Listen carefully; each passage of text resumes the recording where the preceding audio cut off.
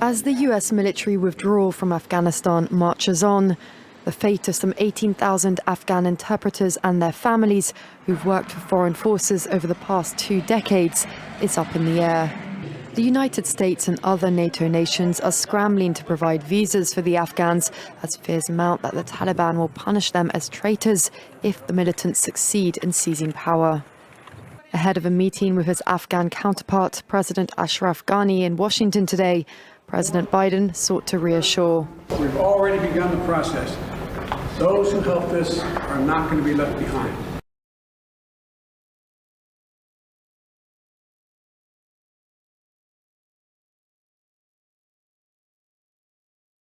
It was Burkina Faso's worst attack in years, a massacre earlier this month of more than 130 people in a village in the country's northeast. Now the government and the United Nations have said it was mostly carried out by children. This is government spokesman Husseini Tambura. The majority of the assailants were between 12 and 14 years old. That's the information we didn't have at the time of the attack. Also, women played a role in pointing out some of the targets. Attackers raided the village of Solhan in the evening on June the 4th. They opened fire on residents and burned homes.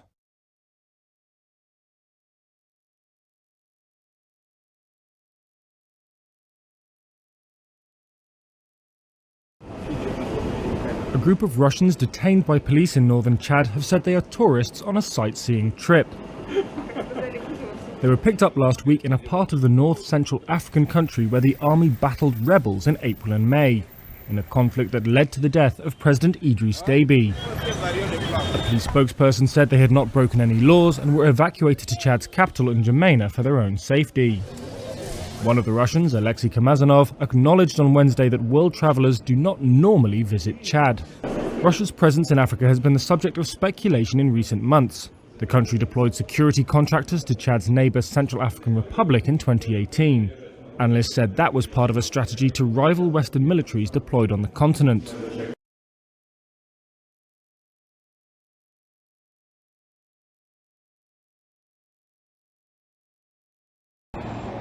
The UK's ambassador to Russia arriving at the Foreign Ministry in Moscow for a diplomatic dressing down.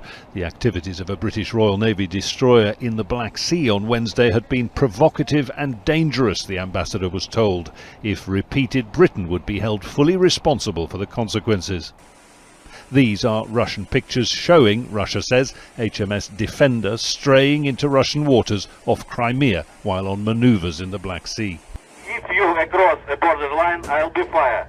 If you don't change the course, I'll be fire. Do you read me? Over. That warning from the Russian Coast Guard, recorded by media aboard HMS Defender, was followed, says Russia, by shots fired and bombs dropped into the destroyer's path.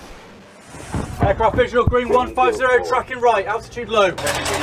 It's an account entirely disputed by the UK side. Predictably inaccurate was how Foreign Secretary Dominic Raab described it, saying no shots had been fired at the Royal Navy vessel. Britain says a Russian naval exercise was underway nearby at the time, and the Prime Minister denied HMS Defender had ever entered Russian waters. We don't recognise the Russian annexation of Crimea. It was illegal. These are Ukrainian waters, and it was entirely right to use them to go from A to B.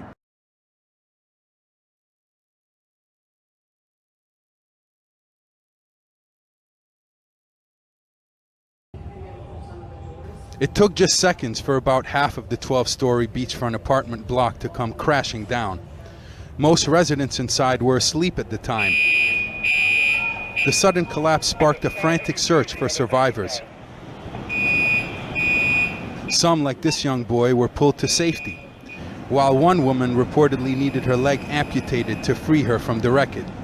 Built in 1981, the Champlain Tower South is home to mostly families and so-called snowbirds, residents who spend their winter months in Florida. About 80 of the building's 136 units were reportedly occupied, and while it's unclear how many people were inside at the time, the death toll is expected to rise.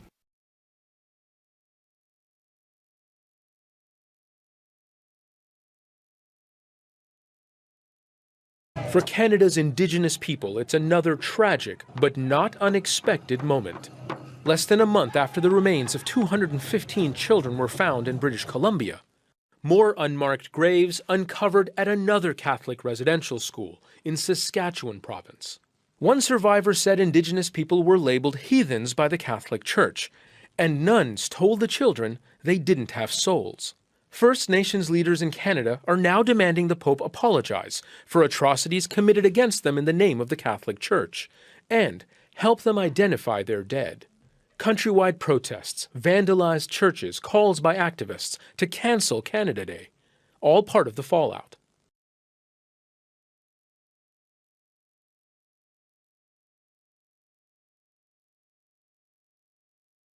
Well, rescuers have been searching through rubble in the Czech Republic after a tornado left a trail of destruction through the country's southeast. At least 3 people were killed and dozens injured when the storm tore through several towns and villages. Neighboring Austria and Slovakia have sent crews to join the rescue effort. The storm knocked out power to thousands of households. Now, tornadoes are a rare occurrence in the region.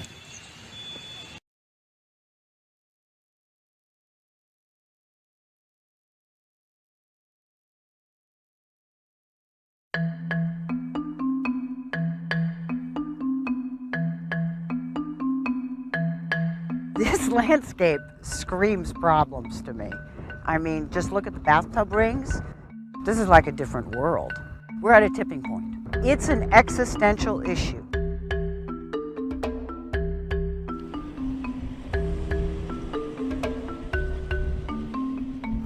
The decrease in the water level in Lake Mead is mostly a human phenomenon in the sense that we're taking out more water than is flowing in. Back in 2000, the water level was 15 feet from the top of this. So in 21 years, the level dropped like exponentially.